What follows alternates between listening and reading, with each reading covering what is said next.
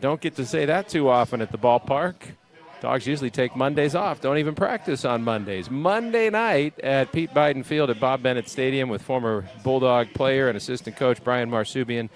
I'm Paul Leffler, and we're ready to go. The Dogs have taken the field in their red uniforms, fourth and final game of this series against the BYU Cougars, a once-upon-a-time conference mate and frequent postseason opponent of Fresno State last century. Haven't seen him a whole lot since the turn of the century. Baseman Watkins to the shortstop side of the bag. Ooh. And Stransky stares at strike three. 82 miles an hour right over the point of the plate, knee high. So Miller able to change speeds and register his first career strikeout. Again, the freshman sets. The pitch. Breaking ball swung on and missed. So Miller strikes out a pair of Bulldogs and strands a man on third. In the best collegiate baseball player in the country in 1988. This one swung on, grounded left side, and past Murph Gray in the left field. So Breiker Herdsman with a solid bouncing single through the left side. A two-out base knock for the Cougars. Gives him a base runner in front of Brock Watkins, the senior second baseman, who's won for his first.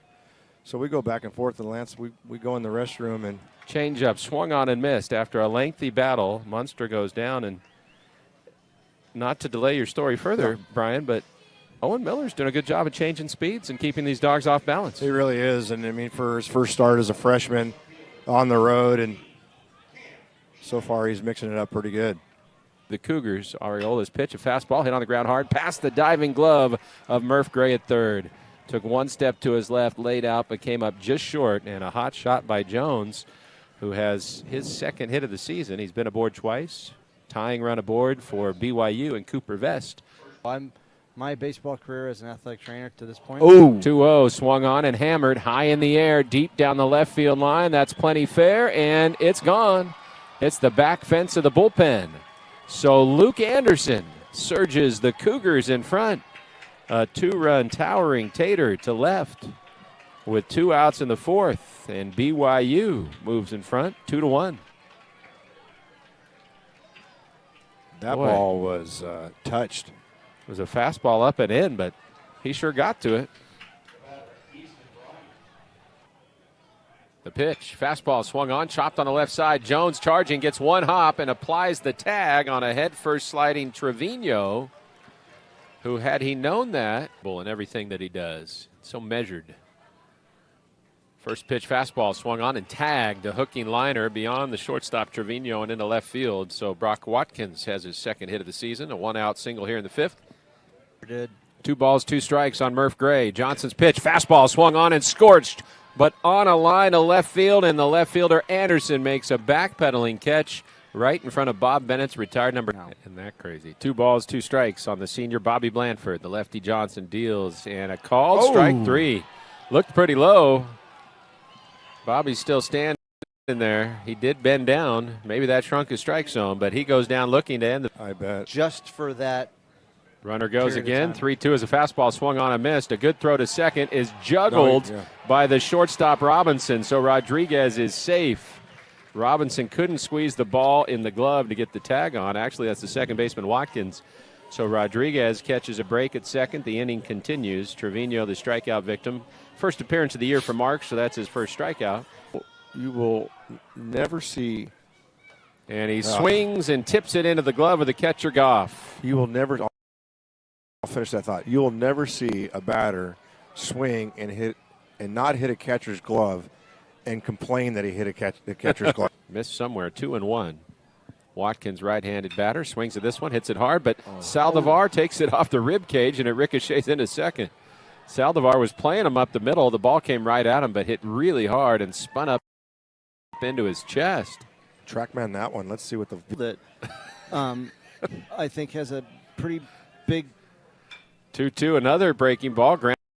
Grounded softly toward third. Charging Jones has to throw on the run, and the throw just in time. Another bang play, but the call Anderson.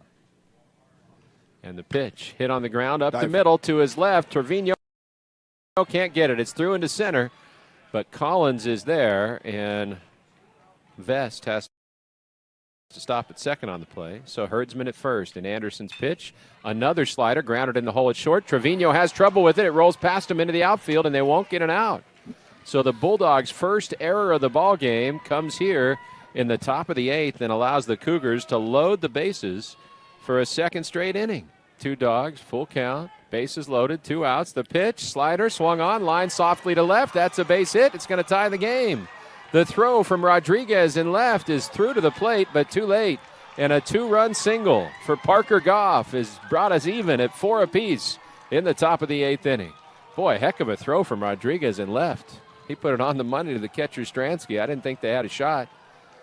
But because they scored after a 2-out error. This one is sliced down the left field line. It's fair. McChesney comes through. In to score is Wolfgram. Goff right behind him. A 2-run Oppo double for McChesney. And all of a sudden, BYU is back in front, 6-4 in the top of the 8th inning. 1-2. Pitch to Trevino. Got him swinging with the slider, and Trevino out on strikes. So BYU with a huge top of the 8th and a quick bottom of the 8th from the lefty reliever Nolan Ficklin. We're going to the 9th. 0-2 pitch. Swung on. Chopped on the left side. One big hop. Gloved by Jones behind the bag at third. Needs a strong throw and gets it. Not an easy play for the third baseman Jones, but it got to him in a real hurry. 3-1 with a man on first, 1 out, bottom 9. Cushing ready. The pitch to Saldivar. Fastball swung on, roped to the first baseman Vest, who catches it and doubles him off. Oh, man, Murph Gray left in the on-deck circle.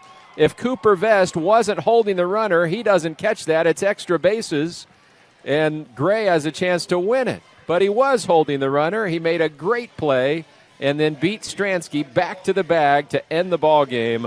A line-out double play to the first baseman. And BYU, on the strength of 4 unearned runs in the top of the 8th, finds a way to salvage a split in Fresno. The final score, Cougars 6, Bulldogs 4. In all the scenarios going through my head